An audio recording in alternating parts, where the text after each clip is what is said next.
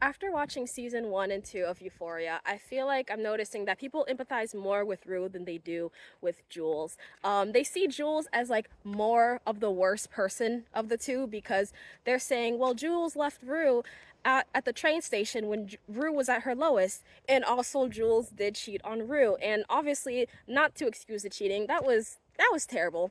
But like with the train station part, like how are we not seeing that Jules was also at her lowest? A lot of people say that Euphoria is just like so unrealistic, but in reality, I was Jules, I was Cassie, I was Kat. I can see how some people are like looking at these characters and they're maybe just thinking these are just sexually liberated women. But really, they're teenagers. They're teenagers that are so insecure that they have to seek some sort of validation because that's how much they hate themselves. I say this as a teenager, a former teenager. I'm 28 now.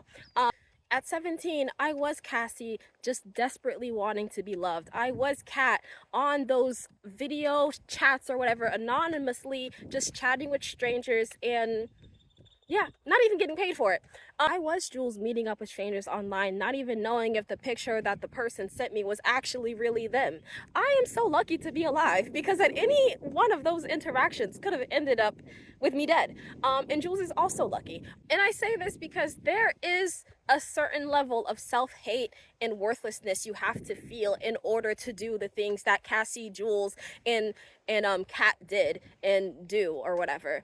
But I guess with someone like Jules, people aren't too concerned with her or they don't pity her as much as they do Rue because she kind of hides it well. She just does a little bit better at not letting people know how much of a wreck she is. And really, nobody knew how much of a wreck I was because I was just always sweet, nice, smart Nasa. I graduated high school with an associate's degree. Like, I just looked like I was on top of shit, but really, I